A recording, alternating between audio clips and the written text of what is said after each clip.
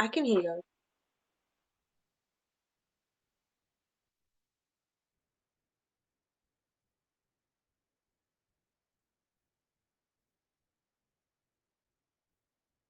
The call. All right, all right. So I'll jump off and Oh, we'll try actually, again. actually, I think. Can anyone hear us now? Your turn to speak again, Lucy. Hey, yeah, my speaker's on. Blah blah blah blah blah blah blah. Can you hear me?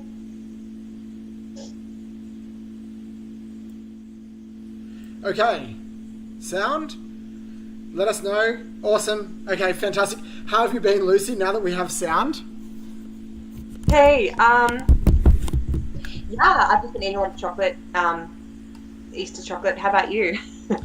I It's weird not actually. seeing you. I can't see you either, so I'm looking at a black screen. This is an episode of Black Mirror for real. I'm talking into a black screen. Oh, really? Yeah, it's fine. You need a second phone so you can watch the stream. I'm going to talk as much in Auslan as I can. I'll try a little bit. Cool. I went to my first Auslan meetup on Friday. That was really cool. There was about 50 people there or something, and no one spoke. It was really cool. And no one spoke. I love that. Lots of conversations though. All right, I've fixed you up, so I've got my computer so I can see you now. I feel so sorry to all our viewers. Like, sorry everyone, watch us set up our tech every week for 20 minutes. They say that the definition of an expert is someone who's failed every way possible. So we are well on our way to becoming experts in streaming. Fantastic. I love it. Now, What else? Yeah, go on. did you write down? So every week, Lucy and I come up with a list of topics with heaps of help from all you guys, especially Stephen. You're always so on top of it, and Emily as well. We write a list of topics. So do you have a list of topics that you wanted to discuss this week, Lucy? I didn't quite get time to finish that list, so let's go of yours. Because I know Let's you do your list contacted me and you today. said you had something you wanted to talk about. So I've got a list here. I'm going to show it very briefly, and we're going to see if we can cover all of it before we get 100 comments. Okay, cool. Let's do it. Okay, but I want to know what yours was. Okay, so some really exciting stuff happened this week. Some of it was news, some of it was stuff that's happened before. I think there was one of the things that I was most excited about was that there was an anniversary this week. Did you see this? The 60th anniversary of something. There's been a lot of anniversaries. I've seen a lot of meme anniversaries too lately. That makes me feel old. What was the anniversary you're talking about? The one that I got tagged in a lot that everyone seemed to be pretty keen on was it was the 60th anniversary of us leaving the planet. So Yuri Gagarin, 60 years ago, was the first human to leave Earth, which is really exciting. That's out of this world. Actually, super exciting, and it's kind of interesting because people are looking back on the Russian space program and seeing where it is now. And with the fall of the Soviet Union, they didn't kind of keep their space program up. Now, for some reason, commies love space. Wow. Why do they love space? What I are your think theories around that? I think that space is one of these tricky things that it doesn't really make a lot of money as a rule, but it requires a huge amount of cooperation. So it's something that socialists or communists can actually do very well because they're about common goals that unify us as a race or as a community, as a society. And it's something that capitalists traditionally do very poorly. Now, we've seen this change a bit with Elon Musk because he's worked out how to kind of commercialize space. And now the people who do space the most is like India, China. China does really well, but we don't ever hear about it. And that's really interesting. In China, do you hear much about the Chinese space program? Yeah, in Chinese news, there's quite a bit about the space program and all the developments in technology, but maybe not in Western news. And I'm sorry, I'm not up to date with what they are doing, but I do see a lot happening there. Well, one of the things that's kind of interesting with that, let's make sure that this is One of the things that's kind of interesting with that is that we don't really hear much about what China's doing in space in the West, and I wonder why that is. Is it something that's deliberately kind of not talked about? Is it something that China doesn't advertise? Or is it something a bit more like sinister, that like the governments don't want to admit how good China is in space? Because China has a rover on the moon. They have sent stuff to Mars, but we don't really hear about that. We hear about Perseverance and we hear about all of the American missions, but we don't really hear about space from like anyone else. So it's a bit unusual.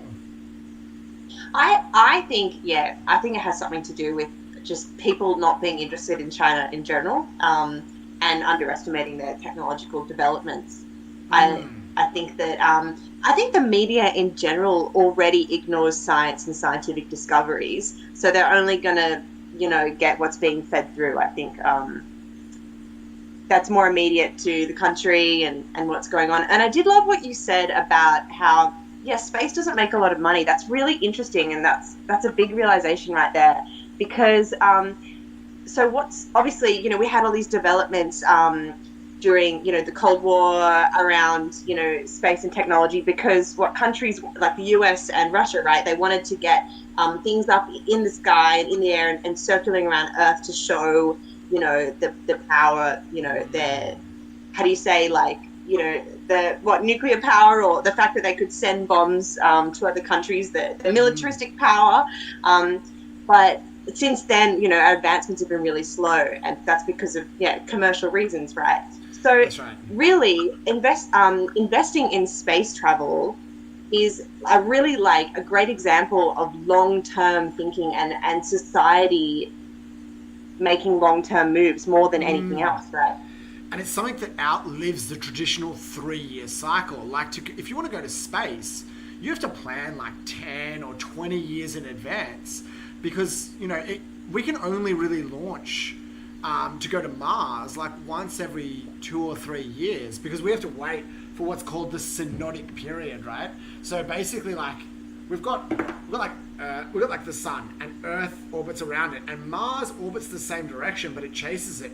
So it's only like every year or two that they actually line up, and we can actually send a satellite there. But if you have a political cycle that's only 3 or 4 years in length, you need institutions like NASA or something that's kind of a bit independent that can plan things over successive governments without politicians being able to pull funding or anything like that. Because if one government pulls it and the other one pulls it back, you might miss your chance and you'll never get there. So it actually favors communist countries, or countries that are a bit more authoritarian, a bit more, which is kind of an interesting way of thinking about it. I'm just going to check to make sure our comments are coming through. I was going to check on my phone to make sure. If you can hear us, please submit a comment. I think from I'm looking at Facebook. I think they're coming through okay. Awesome. Okay. Now, so speaking of Elon Musk, there was an exciting thing that happened across the past week. Ooh, what happened? I love Musk news. So we've talked about Neuralink before. This is and we might have spoken about this briefly before. A monkey has had Neuralink put into its brain. And this monkey was able to play Pong using Neuralink.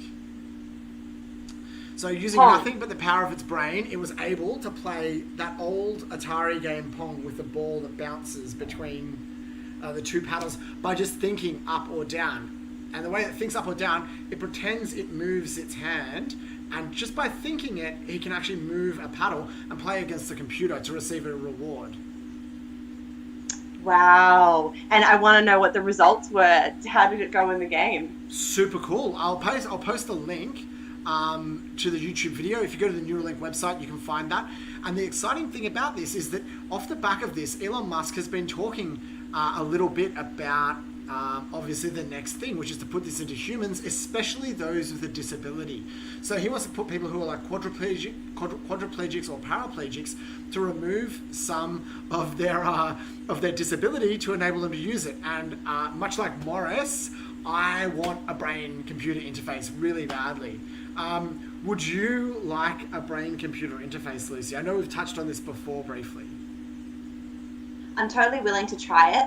And as I've said before, when we talked about Neuralink and how they, first used it with pigs, and it's so cool they've moved on to monkeys. But yeah, as I've said previously, I do feel like these really cool developments in technology, including the developments I've been seeing lately around exoskeletons, I believe they should first be delivered to people with disabilities because, just using the example of the exoskeleton for a minute, it's sort of like these rods in this suit that accompany the shape of your legs and your arms, and they, I think they increase your strength through whatever technology they're using, whatever mechanisms.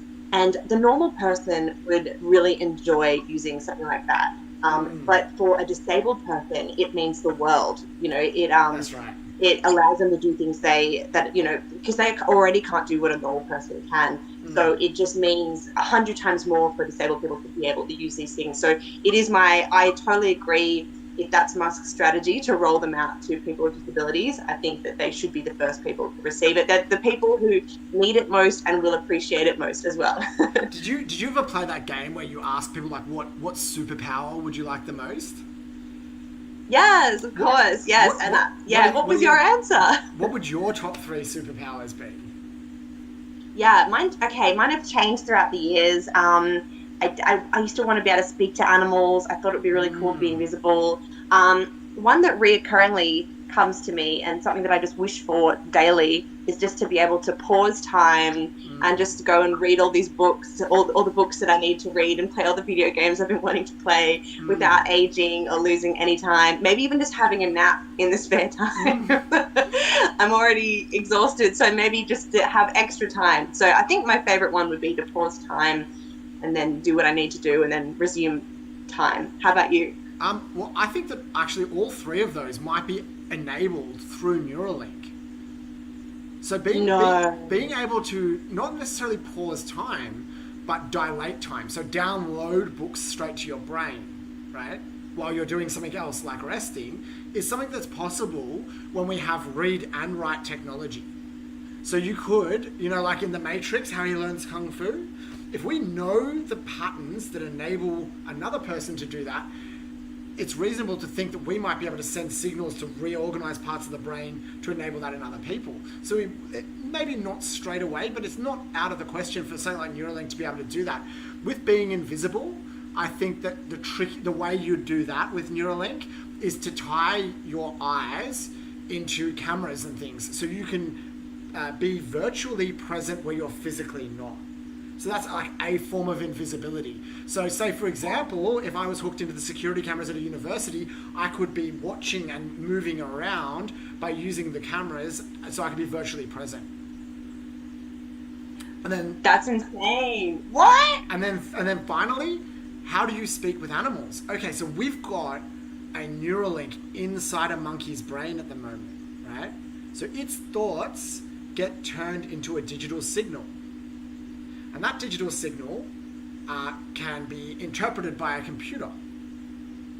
And that can be used to do things like drive a paddle on a ping pong or move a mouse cursor around. So we know what the brain pattern for moving a mouse cursor looks like. So your brain signals can also be uploaded digitally.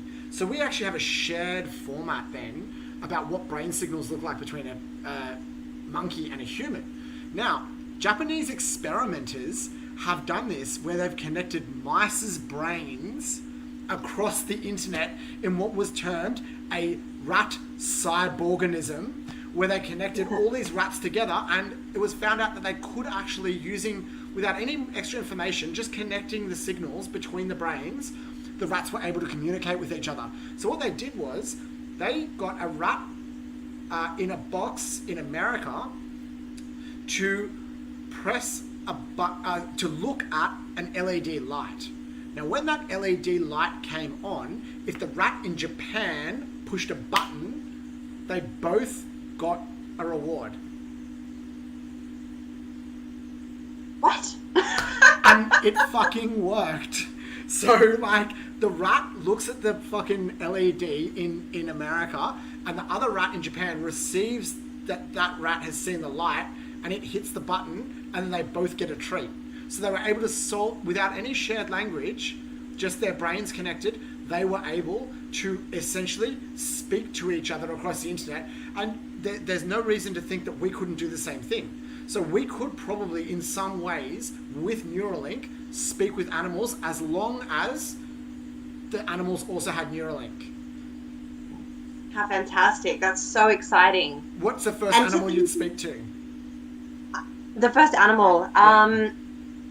my dogs for sure. What about you? Your snakes. Oh my God. Oh, they'd be kind of boring though. Like, I think they would just have. I want to speak to a cat. Like, I want to know what a cat thinks when I call its name. I think the snakes, like you tune in, you're like, finally, breakthrough. What are these, ancient animals? What's going on? And it's just snake jazz. What about if it's like, what about if it was so hungry that it took over control of my things and I'm just sitting there stuffing my face because it's just like one signal coming through really strongly? You might have to have some sort of like filter so that if there's any signal that comes through too strongly, it diminishes down. How exciting. That's really cool. I love that the three powers that I mentioned happen to be Neuralink powers. Was that on purpose?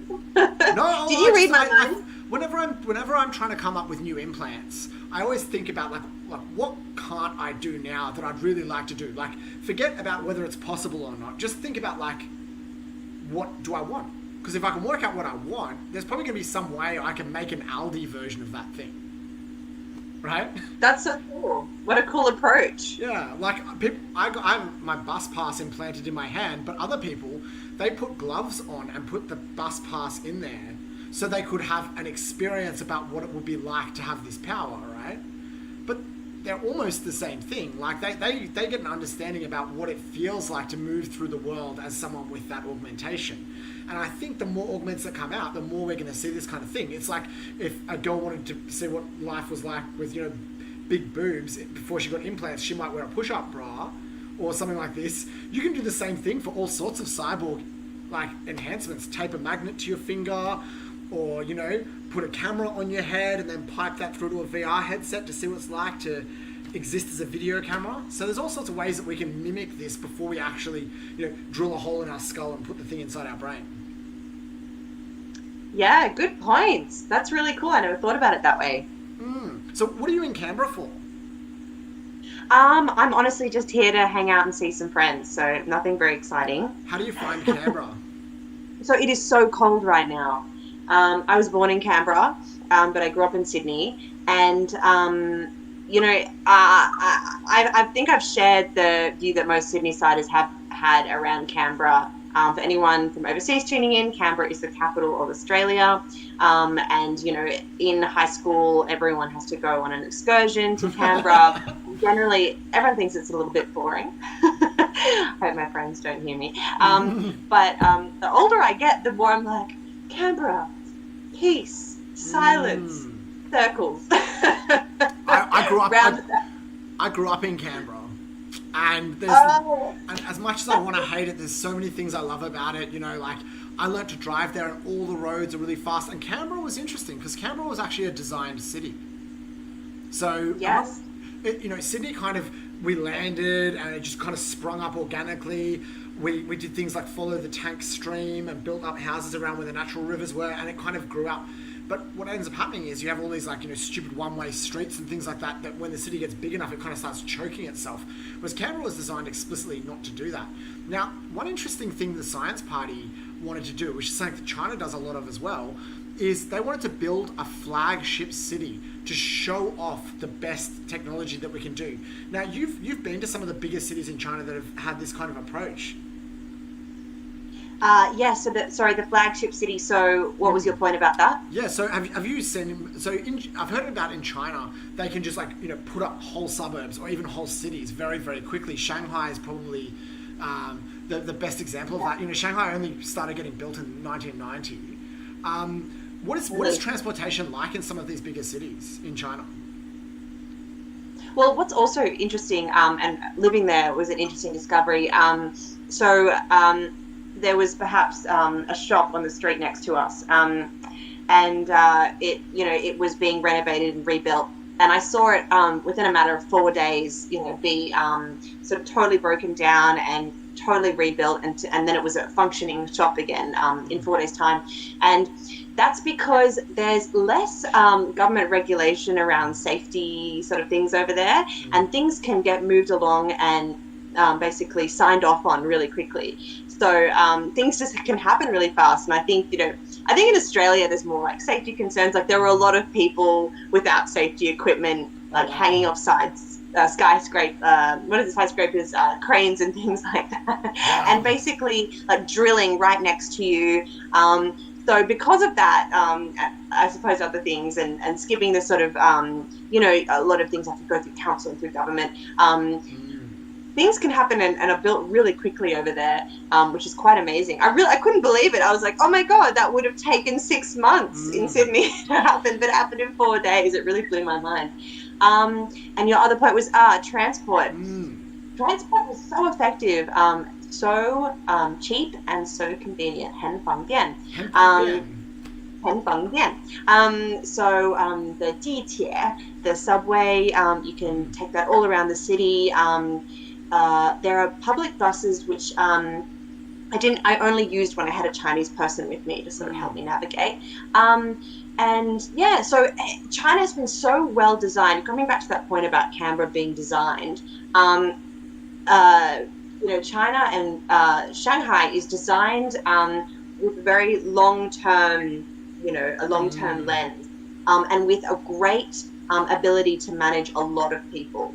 So, for example, was it 2008 that China held the Olympics? It might have been. Sometime around then. And they were all these people were visiting China, and all the infrastructure that they built, which is still up today, was just really great at just moving around super large groups of people. So they're really good at that because, of course, they've got a giant population.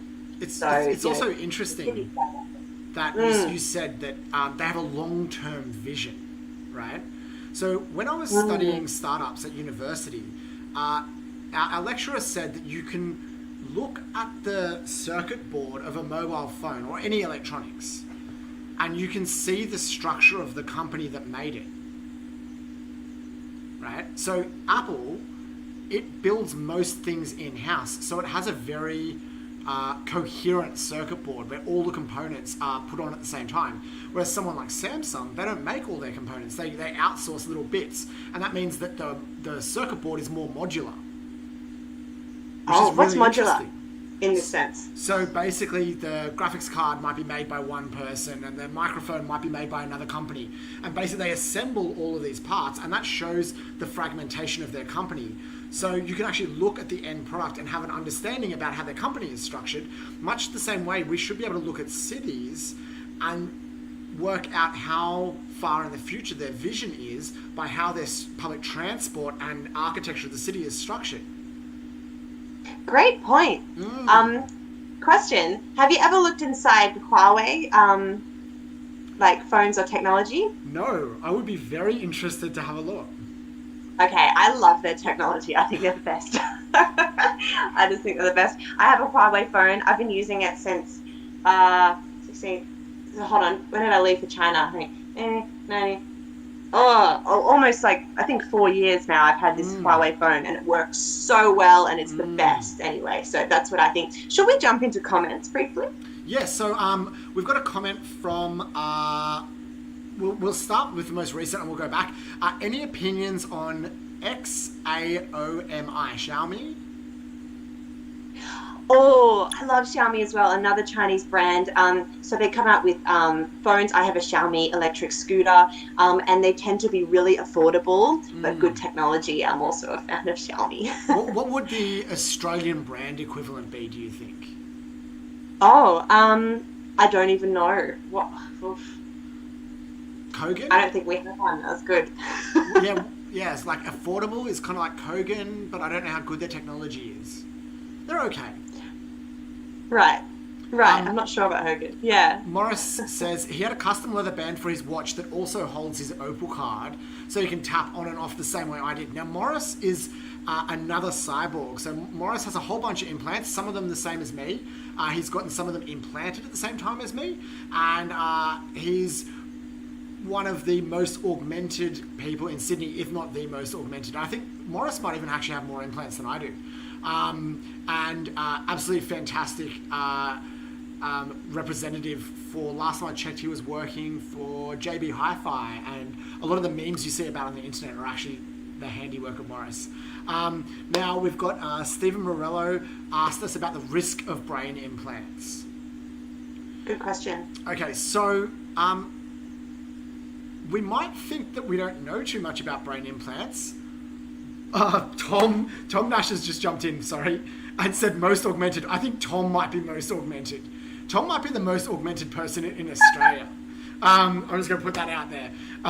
So just quickly, what about the risk of brain implants? So funnily enough, out of all of the implants that are around, we probably know more about brain implants than any other one. And this is because of cochlea. So cochlea is the symbol in Auslan for cochlea. Cochlea implants are one of the first implants that we used on humans because we decoded the way that the brain processes sound very, very early on, like in the 70s or 80s. And because of that, we've got absolute tons and tons of cochlear implants, and we know that they're pretty safe. We don't know about the new ones that are coming out, Elon Musk's one, but in theory, we have a pretty good idea that they're pretty safe. I don't know of any huge problems with cochlea. One big problem though is that we get concerned about anything that goes from the outside to the inside because bacteria can grow on the surface and cause what's called biofilms that are very toxic. So if you go to hospital and you have like a catheter put in, they have to change it every 3 days because bacteria grows on the surface of the plastic, and that can cause systemic infection. So we don't have that same problem necessarily with brain implants, especially if they're sealed on both sides and they transmit information wirelessly. We have a comment by Emily, and she says she loves Xiaomi phones, but they took away some of the features she likes in their later model Redmi phone. Have you got experience with this one, Lucy? Oh, I know that I think in the more recent Huawei phones, they took away Google technology. So is that what happened to you, Emily? Did they take away the Google interface for the Xiaomi phone? Let us know, because I'm not quite sure. But I know that that's been annoying for the latest Huawei ones. So I'm not sure, but that might be why. If you like that, that's what you enjoyed. And hold on, Paul Dabrawa. Is it Dabrova or Dabrawa? I'm just curious. Yeah, there's a humming sound. This humming sound is my computer fan, and unfortunately this week Lucy's in Canberra, so we don't have a good microphone, and because of the way that the sound is being processed, I can try to put the volume down a little bit. Okay. I'm going to try and put this down a little bit. Also, Paul, that's so cool that we're on your TV. That's a good setup. Good setup, my dude. And everyone's still here, Lucy. Oh, can you hear me? And if the humming sound has gone away, let me know, please. I'm trying to just turn the gain down a little bit on the microphone. And Emily, no, it was all features, i.e. instant phone recordings and notes. Oh, Emily, that sucks. Those are the most important features. I use my notes every day. It's my brain's to-do list is the notes in my phone, and my recordings are where I write all my music. That's really annoying. That sucks. It's a bit less now. Okay, I'll try and just turn it down a little bit more. Paul, what nationality is your last name? I'm really curious. Sounds interesting. Gabrielle David Calderon, that's a cool name too. They start to downgrade, selectively put features and stuff when the tech needs to catch up. Ah, that makes sense. Okay. Paul, you're Polish. I knew it because I'm Polish too. If you could You teach people actually, one phrase in Polish, what would you teach them? oh, cool. And that's why I was like, Paul, I think, is it Dabrova or is it Dabrova? Or is it, do you say Dabrała? In Polish, let me jump in here. So, you guys, we should all know Borat. You know, such a Baron Cohen plays him as a character. And he's from where? Is he from Kazakhstan? But the character that he does, when he says hello and goodbye, everyone thinks he's speaking a Middle Eastern language, but in fact, he's actually speaking Polish, and that's part of the hilarity of Borat. So he goes, Dzień dobry, jak się masz? Hello, I am Borat. But actually, those are Polish words. And he'll say dziękuję, which means thank you. So the whole time, everyone, yeah, that's part of the way he parodies himself and even the audience. And so, you know, we all think he's his character. He's actually speaking Polish. That's amazing. Yeah.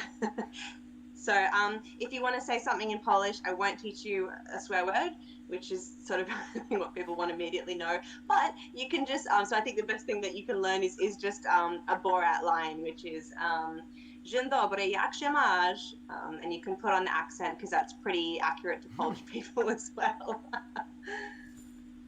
Fantastic. I apologize to anyone from the humming sound. I promise it won't be there next week. We're going to reset up the sound. Emily says she writes all her music lyrics on her phone too. Actually, she asked if she can send you a message later about Redmi phones, and she has a stack of Redmis that need repairs, but most people aren't familiar with them. So she wants to share this with everyone. Maybe we can get one of these phones, pull it apart, and see if we can fix it next time. What do you reckon? Wait, so Emily, you have a stack of Redmis that need repairs. Are you just collecting broken phones? That sounds funny. And this actually all right. up. Yeah. Go ahead, Lucy. Oh, I'm not that good at phone tech myself. I'm not quite sure how to fix them, but maybe we can look at the interface and stuff. So I think one of the interesting things is we have a big focus on recycling in culture at the moment. What's gaining momentum is the reuse and repair.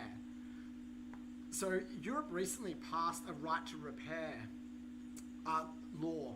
The EU basically said that any technology you have shouldn't have planned obsolescence as part of it, and you should be able to fix anything that you buy. And basically, the manufacturers should actually have to facilitate this process. So they'll do things like give you the circuit board diagrams and tell you what every bit does. And this stuff's available now, but it's kind of out of reach of most people. And I really support this technology because recycling is hugely energy intensive and it requires low labor cost to be able to make it work. So to get a glass bottle, melt it down and make a new glass bottle, it's almost better sometimes to just go and get the sand and then melt the glass down once, because you end up with all of this embedded carbon and energy in it after you've reformed the bottle 20 times.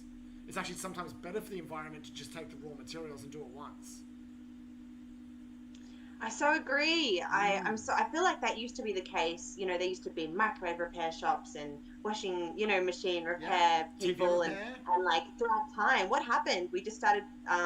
The culture became just that you throw them out, and that I don't think it's entirely the fault of consumers. Because we did used to have repair options. I think it is these bigger companies who just found it cheaper to for you to throw your thing out and get a new one. Also, at the same time, we've talked before on this channel about as time progresses, technology exponentially increases. We have this huge curve. So what happens is the technology advances so quickly that to make a new phone with all the new technology is easier than upgrading it if you didn't have that foresight to begin with. So you can future-proof technology, but you have to be able to predict where things are going. And much like we talked about cities, you being able to look at the shape of a city and work out how far in the future they plan, you can also see the same thing with companies. So, how far in the future are they looking for their charging cables? Can you replace elements that they know are going to be, obsolete in 6 months' time? And I think we're going to see this more and more with this new EU legislation. That's an awesome legislation.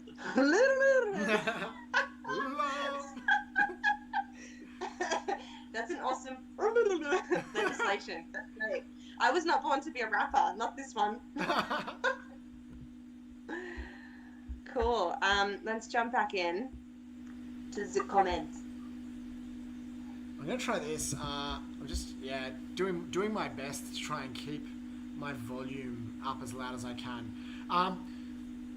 Do either of us think that the technology like Neuralink will eventually give rise to lucid dreaming and becoming the architect of your own dreams? Huh. Well, we're still so far away from knowing how dreams work, right? I mean, we understand that it's filtering, what we've been experiencing throughout the day, future, where it's doing risk analysis of, tomorrow's activities and future activities, or it's, piecing, dreaming, isn't it filing away, memories from the day and, creating new plans of action and behavior based on what worked and what didn't and what information we're going to use later and find useful. But I still feel like we're so far away from knowing, like, 100%. What am I trying to say? We don't know, we know we have to sleep and we know we have to dream. Like, you'll die if you don't do it, right? But we don't fully understand everything that happens. So there's multiple elements, as you said. There's like filing stuff away. There's turning short-term memory into long-term memory. So learning requires dreaming to happen. We have the defragmentation. So when you defrag a computer, you kind of sort everything, which is kind of what you said, putting things where they belong.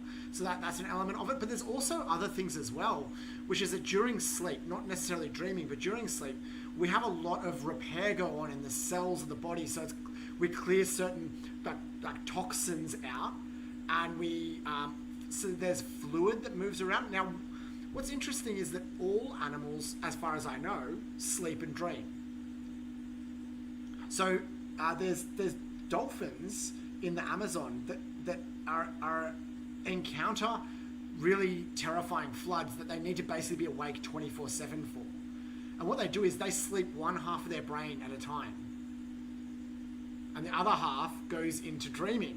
And I think once we get Neuralink, we'll probably be able to work out electronically what's happening in their brains and hopefully be able to copy that, so that if you're in a meeting where you only need to be paying kind of half attention, but you need to be like listening out for your name or something, you might be able to just do some of your lucid dreaming, control, just jet off to Mars for a little bit, or experience what it's like to be a dolphin. Maybe you can download that in.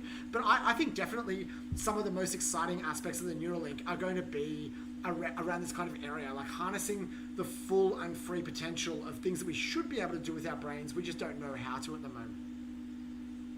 Yeah, I want to make 3 comments. 3. Sorry. You know how you were saying before, I find this interesting. When we sleep, our body renews, different, mitochondria and blah, blah, blah, blah, does its, all this renewal functions.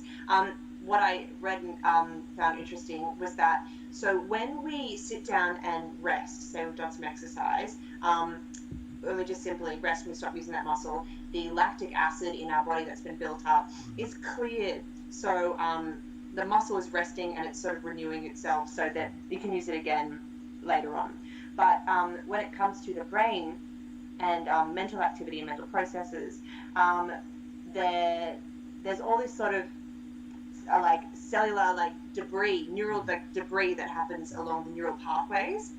And as we're used to them, as we're thinking about things, as we're solving problems, we're writing an essay, we're reading a book. And so, but however, when you just stop and rest, and stop thinking about that thing or do something else, those cellular pathways are still messy. It's like there's rubbish everywhere, and they can't be cleared the same way that you can with muscles in the body. So the only way to clear them is actually by going to sleep, and that's when the body can sweep up the neural pathways and clear them. And I thought that's really interesting. So how the brain is different like that. Did you know that? No, I bits and pieces, and I think it's interesting because the brain is a bioelectrical computer. So we've been talking a lot today about electrically interfacing. So using reading and writing electricity between brains. But there's also this huge chemical aspect, which is the cellular debris, it's the neurotransmitters and all of this, and you need both of those things to have a functioning brain. So while we're discussing all these cool things we could do with electricity, we're also missing out. Like, we might be able to download and put our brain electrically to sleep, but unless it's cleaning up that debris, we might actually be doing ourselves harm in the future, because we might feel like we're relaxed or rested, but we might not have cleared away all of those toxins and things that are left over. So that's something I'll be interested to see what happens with Neuralink and rest, especially around Totally. potentially helping Yeah. people with excess of lactic acid. Or what would be interesting to see, is there any electrical difference or electrical and chemical difference in people with chronic fatigue syndrome, and are those things present in people that don't have it, for example, because there might actually be some electrical way to kickstart their brain out of it, possibly, you never know. So interesting. And we need to tell Musk about this. He needs to know there's a lot of cellular debris. But I think it's funny because yeah, that's why we shouldn't be hard on ourselves when we have mental fatigue, you know, when we've been studying for hours and your brain is just looking at that paragraph and you're trying to make sense of it and you've read it 10 times and it's just like, even like, no matter how hard you try, the words just don't make sense. It's because your neural pathways need to be swept up and they need to be cleaned. So good to know. The other thing I wanted to say about sleep and dreaming is that is my absolute favorite way to study. I am the laziest studier. And everything, I just figured out in high school my own personal life hack, which was to just look at whatever I needed to do before I went to sleep. And I'd know it the next morning. So have you tried that before? Yeah, actually, it's so good. So as you said, when you hit that mental barrier where you can't study anymore, that's the time that I'm like, okay, I have to go to sleep. So I've learned music before, and music is where I notice it the most. After, half an hour or an hour practicing one thing, often it's better for me to stop, sleep, and try it again the next day. So more frequent repetition is better than longer hours when I'm learning something new. Yeah, absolutely. So once you've come home from school or study or whatever, you need to nap. It's really important for your studying, for your knowledge retention. Don't go do your homework. You need to nap. It's important. And one other thing was you just talked about lucid dreaming. Have you ever had lucid dreams? Lucid dreaming? I have. I've had lucid dreams a few times, and I think it's actually something that's relatively easy to cultivate. Like, if you keep, I'm very interested in consciousness, and it's probably like the most interesting things for me with Neuralink and about consciousness. And I absolutely loved taking drugs when I was younger because of the way that I could alter my consciousness. And a lot of people are excited for Neuralink to be able to do the same things without the use of something illegal, so they can download patterns that would enable them to experience something in a safe, controlled fashion that right now is currently prohibited because of some of the other aspects, like danger of chemicals or black market causes, black market money behind it. So I think Neuralink's exciting for that, but being able to manipulate consciousness is something that you can do with chemicals, but it's something you can do just by consciously deciding to change it. So I've done meditation before, a few different types, but with lucid dreaming, one of the easiest ways to get yourself to lucid dream is to keep a journal beside your bed, and when you wake up, you just write down your dreams. And by consciously doing this, you actually start to remember more of your dreams before you wake up in that last REM cycle, and you actually carry them through later in the day by just consciously choosing to remember them. And that's one of the easiest ways I've found to start lucid dreaming. Have you lucid dreamed before, Lucy? Yes, for sure as well. I didn't do the journal method. I did read about that. But yeah, I was sort of doing it like just naturally. I was lucky for a while. Something that seems to happen to a lot of people though within lucid dreaming is the body paralysis. Did you have that as well?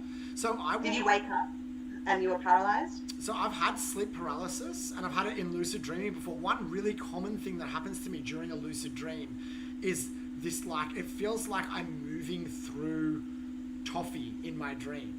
So I might be being chased by someone, but I can't move quickly enough, or I might be jumping or flying, and I'll be like running really slowly, or like, maybe it's generally combined with some strong emotion, which I found really interesting. But have thoroughly enjoyed it. I'm just going to read some of the comments quickly. Yeah.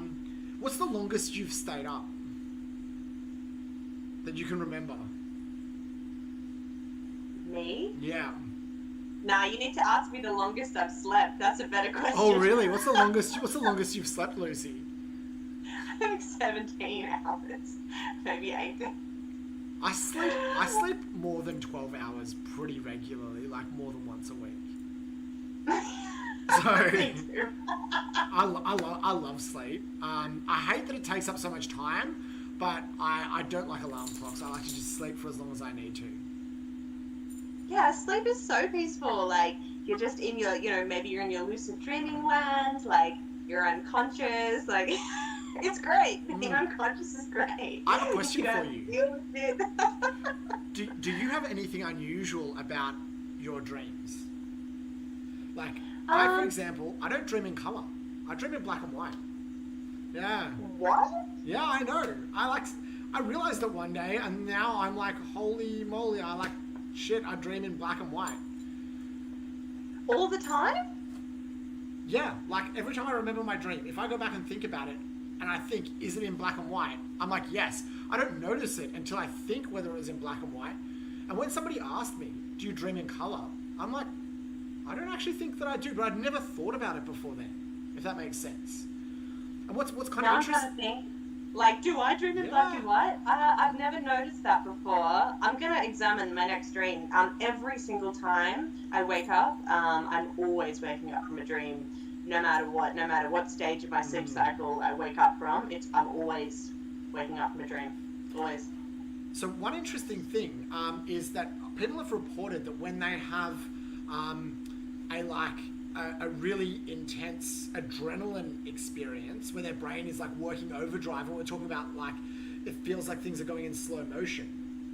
So like if people have an accident, they say it stretches out for a car accident, for example, they say it stretches out, like time stood still and everything moved really slowly.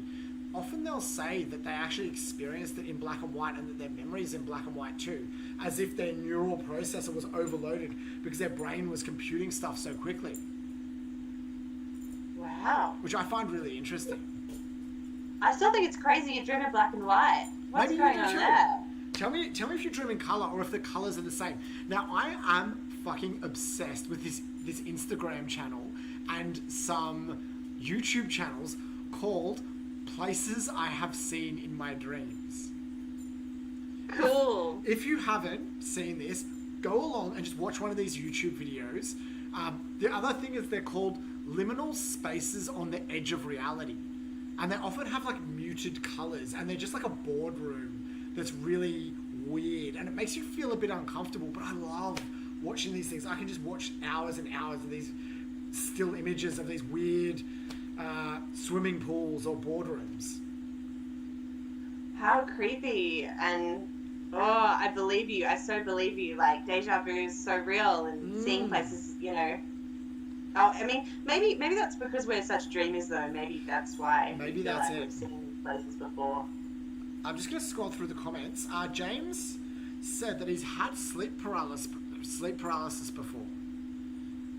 Now, have you had sleep paralysis too? Me? Yeah. I think it's quite common to people who have lucid dreamed. I think it's because it's that borderline of you're lucid dreaming, so you're aware that you're dreaming, and then sometimes you can wake up from the dream, but your body knows that it needs to keep you locked down, even though you're sort of aware. It's like do you know what I'm saying? It's sort of your body's locked you down anyway because you're dreaming, but you've stepped out of that. You've got awareness, so sometimes you wake up and your body's still locked down, if you know what I mean. Yeah. And there are all these people online saying, the sleep paralysis demon is here. You're paralyzed and the demon's in the corner of the room, and people have these weird visions. The first time it happened to me, I was like in my early teens, and I hadn't heard about the demon, thank God. But I felt like Uma Thurman in Kill Bill when she's in the coffin and she can't move. And it was so funny. Like little Lucy was like, "Okay, I'm paralyzed," and I was like, "What do I do?" And I was going to a Catholic school at the time, and I was like, "Okay, maybe I should pray." And I was like, okay, in the name of the Father, the Son, whatever, Hail Mary. I didn't even know it. I was just sort of making it up. And I said I said the prayer, not poem, prayer, and I was like, okay, Jesus isn't helping me today. And so I was like, Uma Thurman, I'm in the coffin. And I was like, wiggle the little toe. Like she does in the movie, Yeah. the little toe. And so, or maybe she's in the coffin. I think that's when she's waking up from a coma or something like that. Yeah. But I did the Uma Thurman Kill Bill method, and then I was able to move again. Amazing. There you go. If you ever get stuck in your dream, that looks like the way to get out. And so some people will use things like this. They'll have like some motif or some pattern or some way of checking to see whether they're in a dream or gain control of it once they're in there. Oh no, sorry, I didn't mean. Sorry, when I'm in the lucid dream, that's different. That was just sleep paralysis. That was just when I was awake but paralyzed. Awake but But paralyzed. I read the Wikipedia, and it's actually a good one. There's a good Wikipedia entry about lucid dreaming. Oh. Check it out if you guys are interested.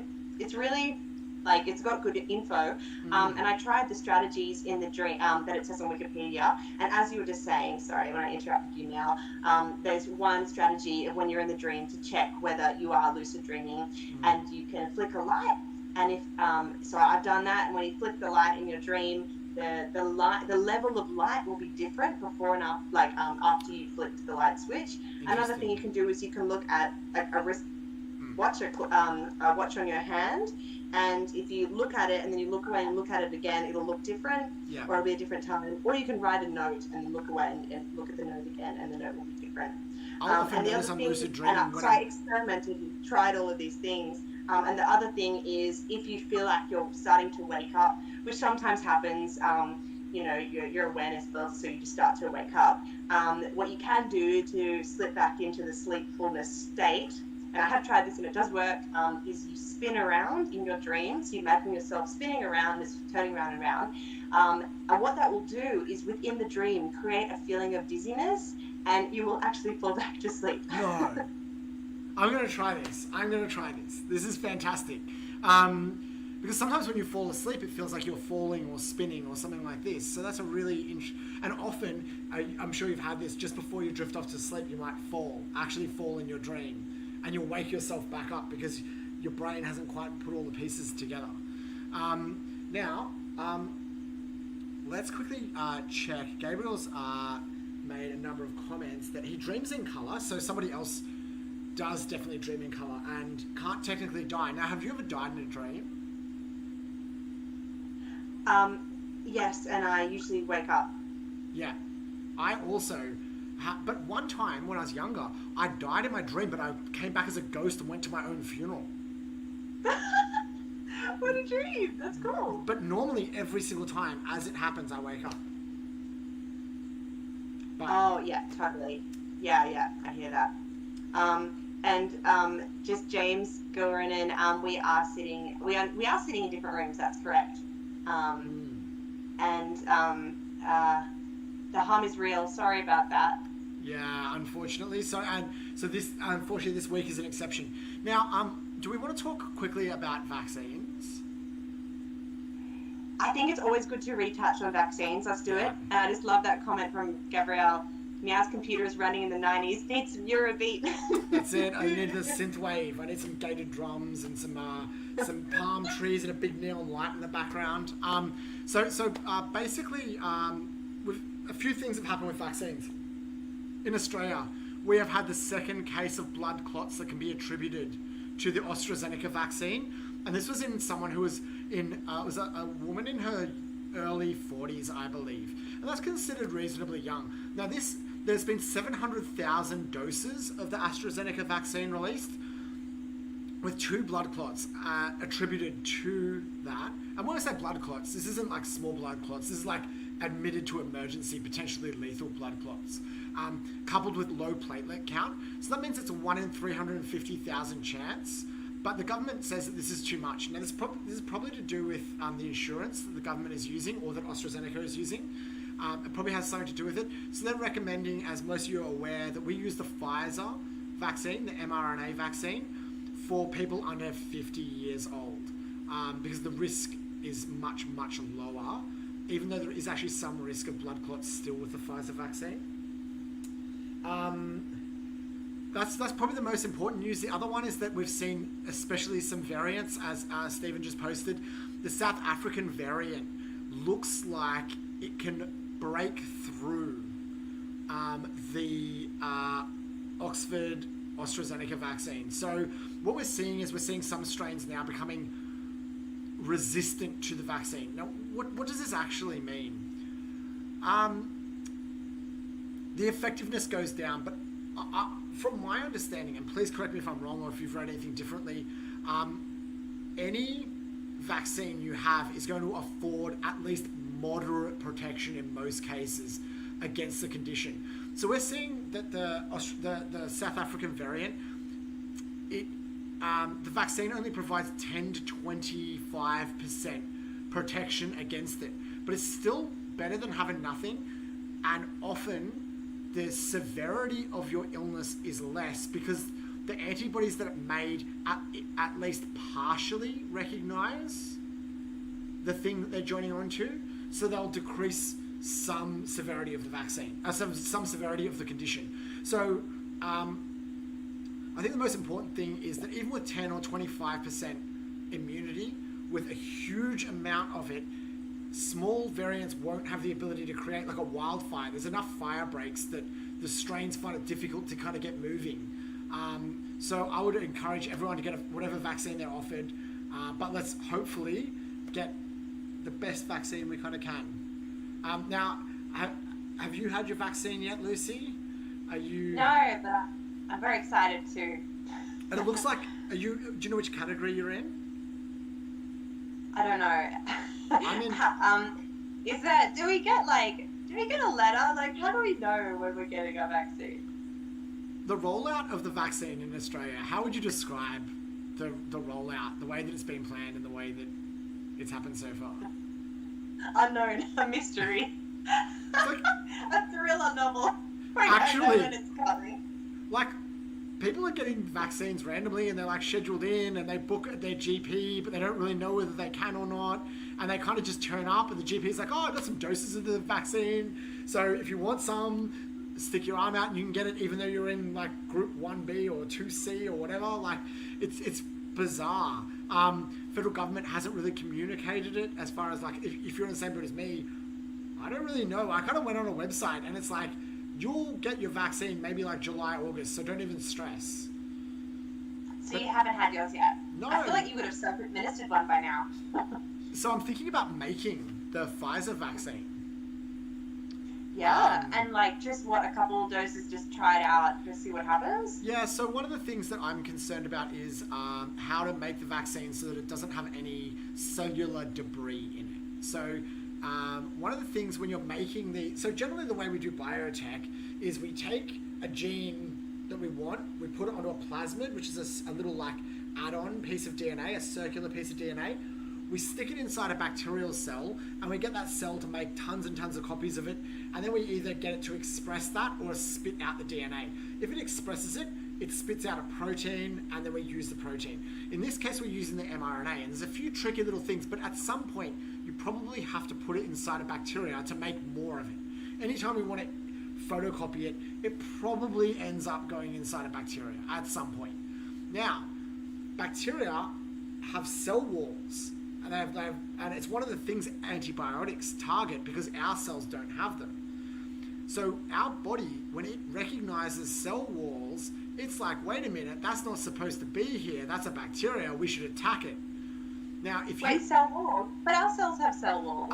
So we have what's called cell membranes. So you're right in a sense, we have some way of differentiating self from the environment, but our cell walls are actually considered a cell membrane. So the difference is that a cell membrane allows for diffusion of things across it, and it provides a barrier like a wall. But bacteria's cell wall is considered an actual structure, and it's like a fortress. Like, it has multiple layers, and there's kind of, you can have a gram-positive or a gram-negative bacteria, and these have different types of cell walls, and the different types of antibiotics will target one or the other. But pretty much all bacteria have either a gram-positive or a gram-negative cell wall. Now, this is great because all of our antibiotics can say, let's just stuff up that. And when you do, the bacteria dies. So most of our antibiotics target that, like penicillin. So you've seen the way that a brick wall gets put together. So how would you say that the pattern of a brick wall looks? We have like the pattern of a brick wall. Yeah, so it has Okay, so unevenly stacked rectangles. So in a bacterial cell wall, it has the same thing. So it cross-links in an irregular fashion, right? If it linked all the way down, much like a normal brick wall, it would just fall over or fall apart. So what penicillin does is it actually stops the cross-linking. It makes it not uneven anymore, and the cell actually kills itself as it grows. Which is really interesting. But the fragments that get left behind, if you inject them into your blood, you die from your immune system trying to shut down all of this debris that's floating around your body because it's not meant to be there. And most of the time, when you die, it's things like an inflammatory response or a plumbing problem that actually kills you. And this is an inflammatory response in the plumbing. So, and it's one of the biggest risks for making medicines at home is that you might have some of this. So this inflammatory response to the cellular debris left by the bacteria of the cell wall, right? The cell wall, the remnants of a cell wall that are left over, if they end up in your bloodstream, like I've manufactured a vaccine and I've purified out the vaccine, but there's a few little bits of bacterial cell wall left over when I busted them open to get the thing I wanted out. If my injection isn't pure and there's actually little fragments of the cell wall in there, it's called endotoxin. And this endotoxin, and it is super deadly. The way they test for this in America, they take an animal called a horseshoe crab. It looks like a dinosaur, right? It's like a horseshoe shape with a little spike. It looks kind of like a trilobite, and it has blue blood. They take its blood and they put a tiny drop of the medicine in the blood. And if the blood aggregates and forms like a mass, there's endotoxin. So they have something in their blood that agglutinates when there's endotoxin present. They can detect 1 part per billion or something ridiculous, and it means that horseshoe crab blood is worth, take a guess how much per litre? For the purpose of just testing? $60,000 per litre. Horseshoe, and this is just for the purpose of testing them for endotoxins? That's right, because we use it. So in America, the FDA have said anything that gets injected has to be tested using horseshoe crab blood. Oh. So people go and they literally they go to the harbour in like San Francisco and California, they pull out these crabs and they put like a little tap on them, like you just tap maple syrup or something, just a little tube with a little tap, and they just drain the crabs and chuck them back. And they're actually like doing serious damage to the environment because you have to have it. They won't recognise any other form of testing as far as I'm aware in America. So there's all these people just pulling out all this blue blood from these essentially dinosaurs, and they use it to do testing, and all the pharmaceutical companies need to use it. They only use a tiny little bit, but when you think about how many medications there are, they're sucking the crabs dry. So I was actually looking at $60,000 per litre. I know, right? So that's what we need to get into. So there's a lot crab business. We're gonna start a farm. There's a lot of companies that are looking about how to do it synthetically, right? Which is a really probably better. But one of my mind being like one of the problems is though, one of the problems with it though is that if normally when I want to do biotech, I take a gene and I put it inside a bacteria, right? But if I put the horseshoe crab gene inside a bacteria, grow heaps of it, and then bust it open, it all agglutinates because it's looking for the thing that's contaminating the culture. So it's actually a very difficult biotechnology problem to solve because you can't do it the traditional way we do biotechnology. And Stephen just brought up a miracle vaccine ingredient. So it looks like horseshoe crab blood has been involved. And much like Horseshoe Crab Jesus, he died so that we can live. Love that quote. I'm going to put that on a shirt. Um, Horseshoe Crab Jesus died for your endotoxins. vaccine. Are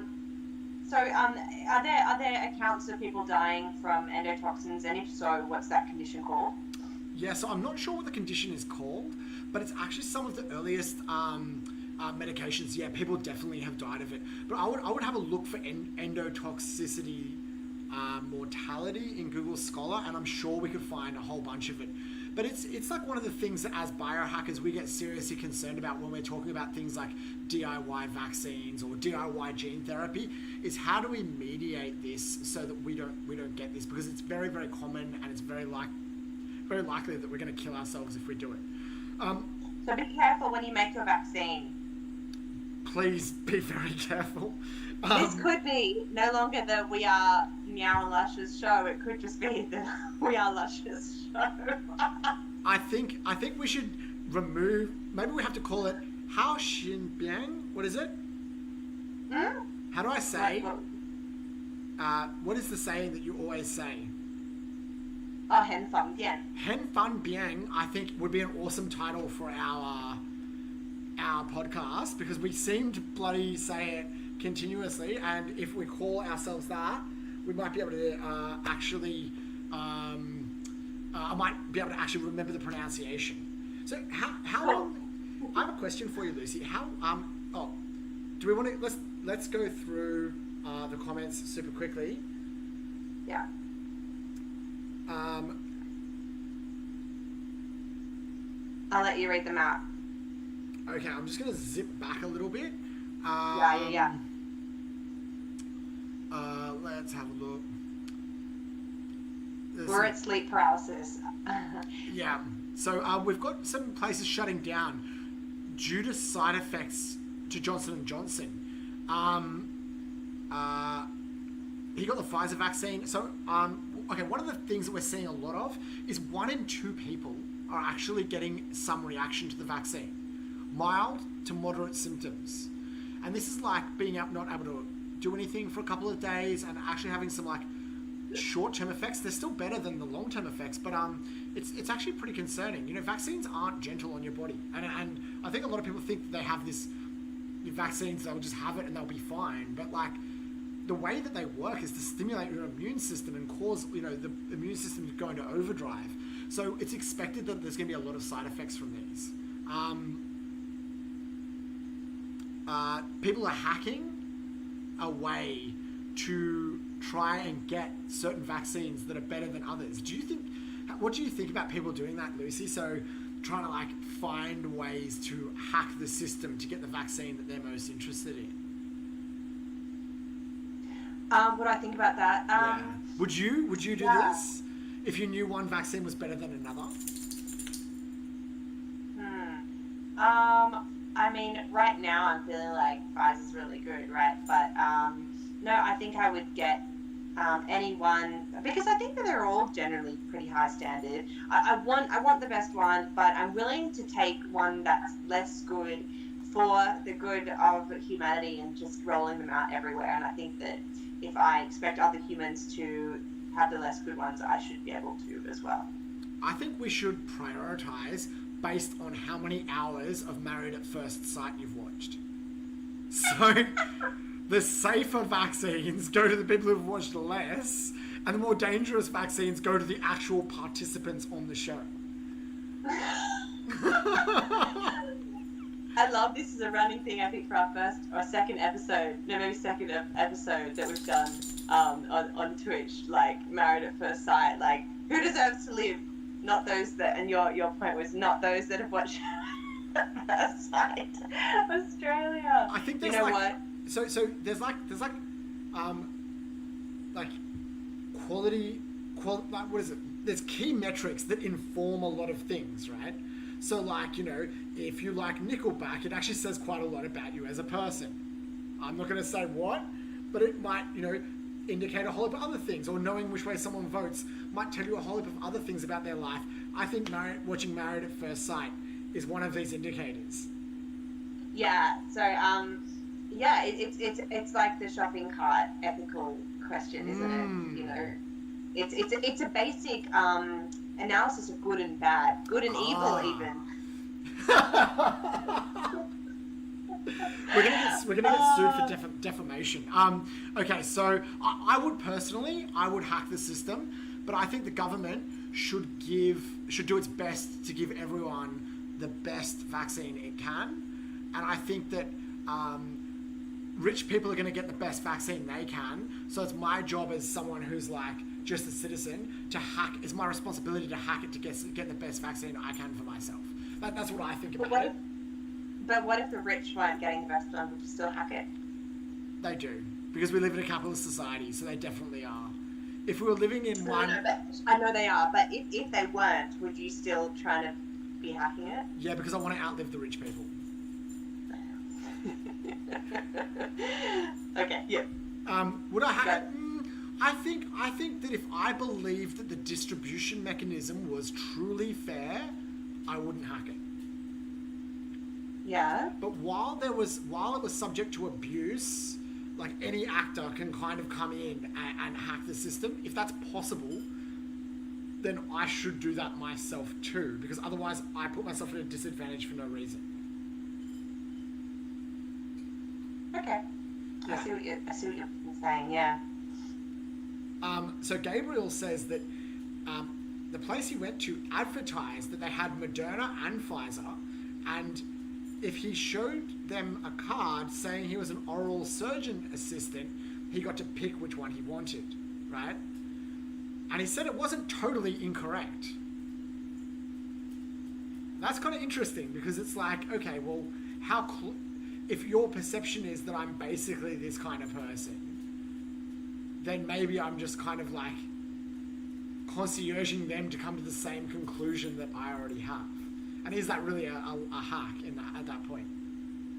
I'm confused. So what was he saying? It's basically. He said it's not totally incorrect to call him an oral surgeon assistant. Which isn't totally incorrect. What do you mean by that? Isn't totally incorrect? So say for example, if I worked at a dentist surgery as a receptionist, would I technically be an oral surgeon assistant? Right. Yeah, it's a stretch, but yeah, maybe, yeah, you could say that you are, right? Or what about if I helped an oral surgeon get glasses because I worked at an optometrist around the corner?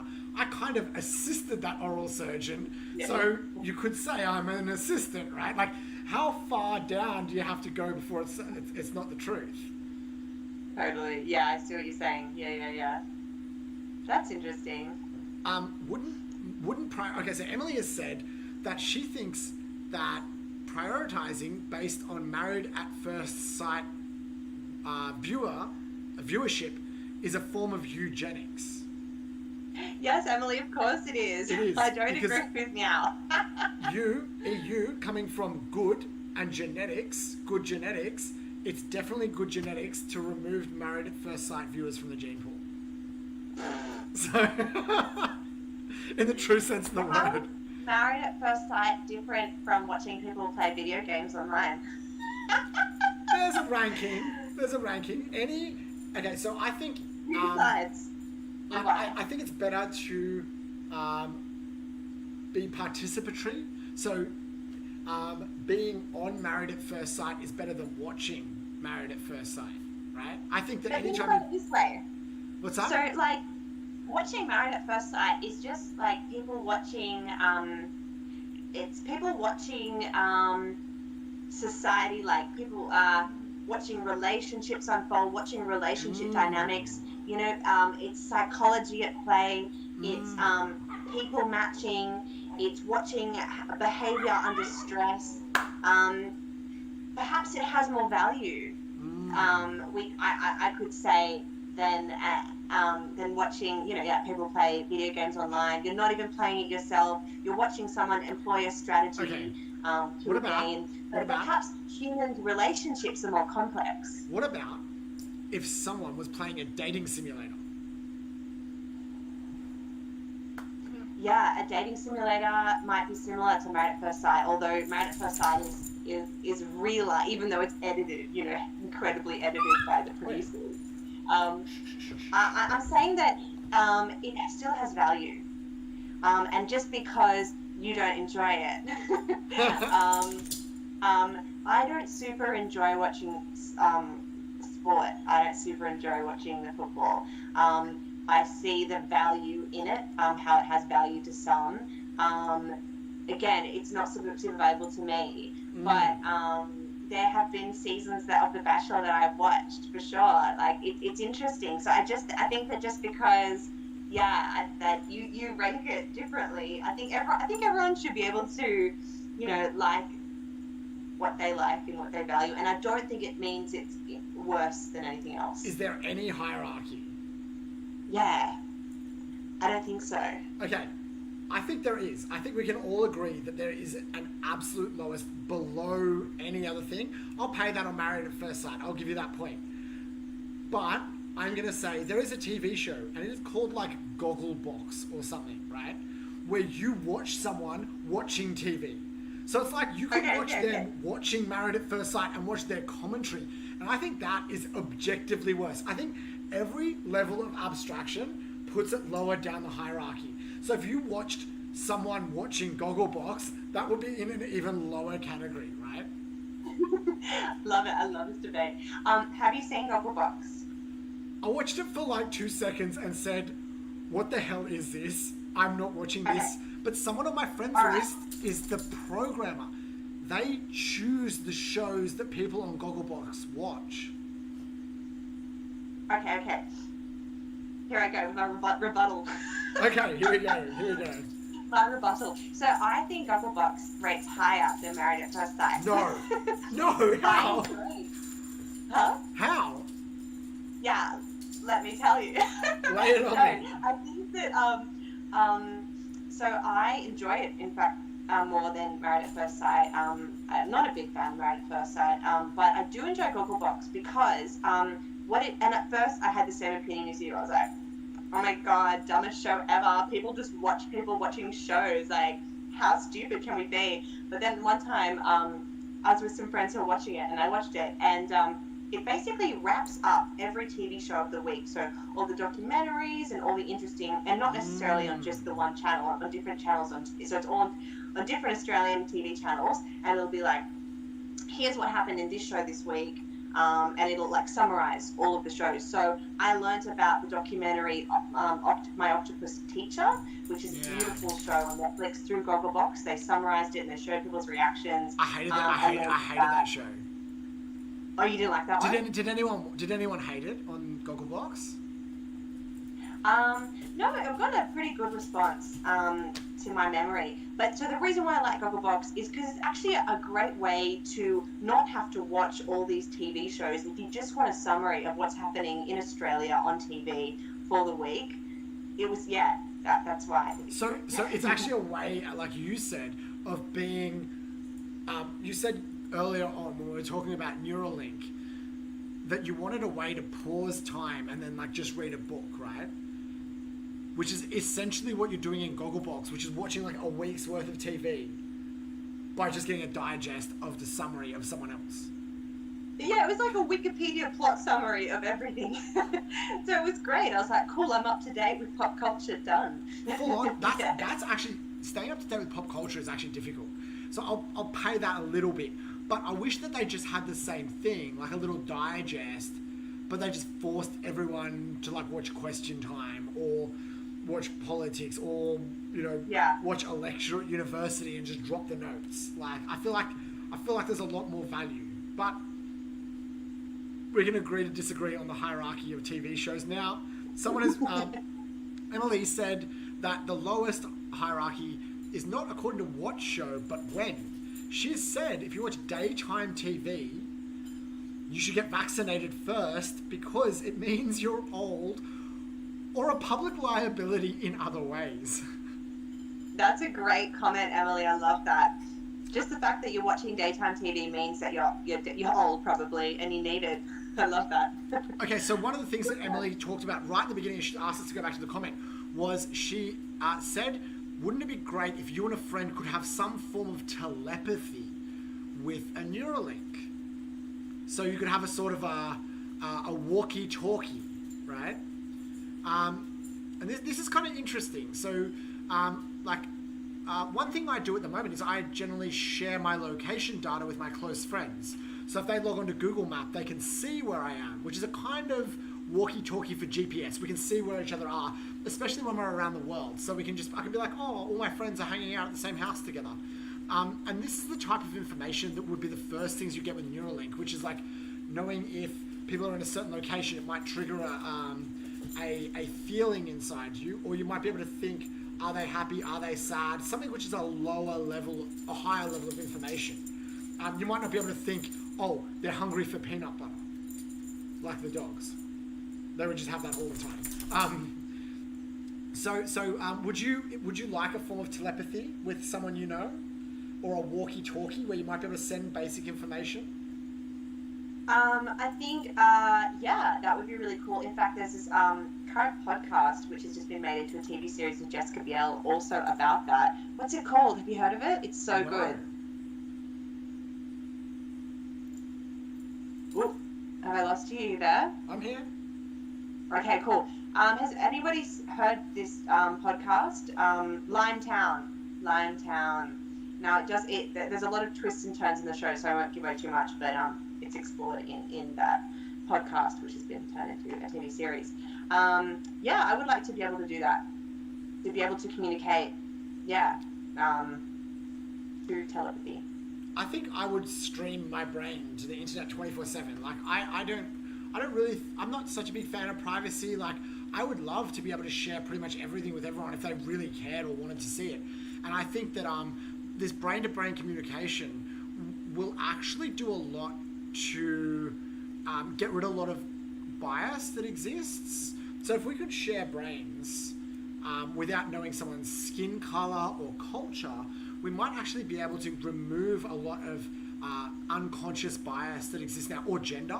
Like if you could understand, the fear that a woman has walking home as a man, and just innately know that, it might change your perception of how you act in public. So I think ultimately, like personally, I would love for us all to be synthesized into one giant walkie-talkie, where we're all just one consciousness that basically communicates instantaneously online. And I think that there's no way of stopping that. I think it's the future. That's super cool. Would you jump into that, Lucy? I'm not sure I'd like to broadcast my whole mind online. I don't think everything. Why though? I need to ask myself why. But I'll think about that. But my first instinct is like, no, that's me. I want to keep me for me. I don't know. Anyway, but what I wanted to say was, when I was in year 7 at high school, we did this one exercise in year 7 camp. As we were getting to know everybody, and we were blindfolded and given a friend, and we were on this camp, so we were out in the bush somewhere. We were put through a maze, and I didn't know this girl at all. I didn't even see who she was. We were blindfolded, and then our hands were tied together, and we had to go through the maze together. And we went through the maze, and I got to know this girl just by the sound of her voice, but also, this sounds weird, by like her energy, by by just sort of using, I guess, my instincts more than my brain and analysis side. And I really loved her, and I really loved working with her. And I still, to this day, I have this beautiful memory with this girl. And at the end, we revealed and I got this feeling of just this loving energy from her. It was a joyful, friendly, happy energy. And we completed the maze, and we took our blindfolds off, and I was like, oh, you're so-and-so. And she's like, oh, you're here. And we didn't end up being close friends throughout high school, but every time I see her, we had a reunion recently, I was like, it's you. I will never forget you. Wow. I met you and saw you on a different level, and I will never forget who you are on the inside. It was a crazy experience. Maybe so I think that's telepathy in a little way. Maybe as a society, we should have government mandate to deliberately create experiences that do this. So the current Liberal government has been in huge amounts of trouble because it can't understand women, basically. Oi, outside. Come on, hold one sec. Wait, come on. What's going on? I can't even see. Sorry, my dog's just... No worries. Had to go I think outside. Meow's dog's doing wild things. I've got Um, a delay on my screen, so I can't see. But Jack can just hear your voice. so, so, um, That's so, funny. so just quickly, I think that if we live in a country where the top politician, the person in charge of the country, needs an empathy consultant, right? This is Totally. crazy. But you've just described an experience that gave you a deep personal connection and empathy that Yeah. we know we can create and shape these experiences. And technology can mediate this too. So we could do a similar experience with VR and video calling and these types of things. And what might be good is if you had a large enough group of people and a mandatory activity, kind of like community service, maybe you make every single citizen have to commit 50 hours a year to doing some community service where they would go into and recreate this with random people, you might be able to slowly erode sexism, racism, classism by forcing people to communicate with people they might not normally come in contact with. Yeah. Oh, honestly, I want to do it again. I want to do the blind maze experiment again. It I'm, was beautiful. I hope everyone gets to experience it I'm so somehow, keen. someday. Let's talk about a way that we can do this together. Yeah. I would be super keen. It would be really fun to see if we could do this. Maybe we could even get it so that the chat logs are redirected to help you get through the maze. Ooh. So are you hearing the chat on a phone but you can't see? And Yeah, you're being directed right left? or maybe I would read the chat to you, but I would only read the chat, and I'd read to you all the people in there, and then you could have a perception of who is in the chat and what they're telling you to do through my voice. Interesting. But perhaps instead of a maze, it's something like I have to open the fridge and get something out and Yeah, then eat it, or something like that. A different, rather than just right left. let's come up with an experiment. We'll do it before next week. We'll come up with an activity that we can do. Maybe it'll be something online, and we can get you to do it with everyone watching. That So would be fun. uh, Do I trust you all? I do. now Emily said that if we all connected our brains together, would the whole world become orange juice? So I don't fully understand what Emily means by this, but I think she means would we kind of end up as a mixture where it doesn't really make much sense. And I can hear your dog squealing in the background. Yes, I'm gonna let them What is in. that? I'm gonna let you reply to the comments. I'm just gonna let the puppies back in, unfortunately. Totally, totally. All right, we were giant mesh of human networks. LCL from Evangelion looks a bit like orange juice. Oh, I haven't seen Evangelion yet. I'm really keen to see that. Um, yeah, does everyone like it? Sorry, a quick anime moment. Who likes Attack on Titan? I'm obsessed. I like the second season. It's so good. Loving it. What else we got? Who has anyone else received their vaccine yet? I'm also interested to know, back to lucid dreaming, who else experienced lucid dreaming? I think we might have skipped those comments. Oh, James, Goren and Lucy's Woman of the People, thank you very much. Thank you. I'm a woman of the people. Let's hope. If you watch the end of Evangelion, you will get all my orange juice jokes, Emily. Okay, we're not across it. I'm sorry. We're not animated enough. Animated. I can't watch Enough Evangelion. anime. I have tried to watch this show so many Yeah. times, at least 5 times, and I think I had to have been 14 or 15 when I watched it because it's kind of a coming of age story. And like I read heaps of those. I read Ender's Game. I've read Rowan of Rin. All these like coming of age stories, and I think all my mates love Neon Genesis because it was a coming of age story they watched while they were in high school, and I just can't get into it. I don't relate with the character. Like the main character is very introverted as well, and I don't get that like crossover. Like I can't put myself in that really introverted position. Fair enough. My girlfriends and I in high school, we watched the Otaru High School Host Club. It's super funny.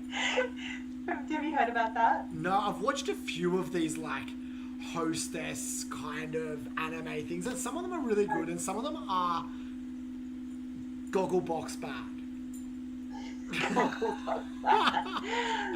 This one was about because the male hosts in Japan who like entertain women, and in this show it's just super funny and quirky and silly. There's a girl who accidentally breaks a vase in the high school host club's lounge, and they're like, in order to repay the vase that you have broken, you must work for us, and she has to pretend to be a boy and entertain women, and it's really funny. Wow. Now my phone is starting to run out, so we gotta wrap it up. We gotta Also, wrap it up. woohoo! We just made 100 messages. Fantastic. So thanks very much, Thank everyone. you so much. So just quickly, I'm going to try and watch Evangelion in the next 2 weeks. Gabriel says that it changes halfway through, and I must be kind of getting close to that. So I'm going to see if I can do that.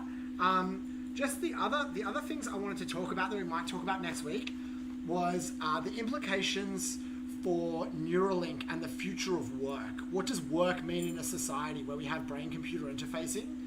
I wanted to talk a bit about micro-textiles, so mushrooms in place of leather, and the substitution of animal goods. And I wanted to talk a bit about biopiracy, but we might schedule them for next week. I'll leave those. I'll upload some links to those on my wall, so if you want to, please go and have a look. Thank you for all your suggestions this week. It's been super helpful. Really appreciated it. Is there anything you wanted to add, Lucy? Yes, next week I will talk about a topic I've been learning about lately, how human instinct, why we don't want to exercise, why that's instinctually evolved within us, and hunter-gatherer people, the truth about hunter-gatherer societies. This is very, very interesting. I am going to do some reading too. We'll post some links, and now that we have a name, I think a tentative name for our channel, we might see if we can aggregate all of the links into one spot so we can have a bit of some preparation before we talk every week. And excitingly, are you going to be back in Sydney next week, Lucy? Hell yeah. We might have to do this setup. Although you've done a good job at doing it, at setting this little window up. It was very difficult. It's only just came together. We want to thank all of our regulars for tuning in every week. We love you guys. It's so much fun. This is my favourite time of every week. I look forward to catching up with everyone. Absolutely. Stephen, Gabrielle, Emily, James. Who else was popping in today? Tom was in. Morris. Hopefully we'll have Eden catch up with us soon. And love you guys, and we'll chat next week. Until then, it's been real. This is Meow. It hasn't been fake. This is Lushess. Signing off. Thanks very much, guys. Take care.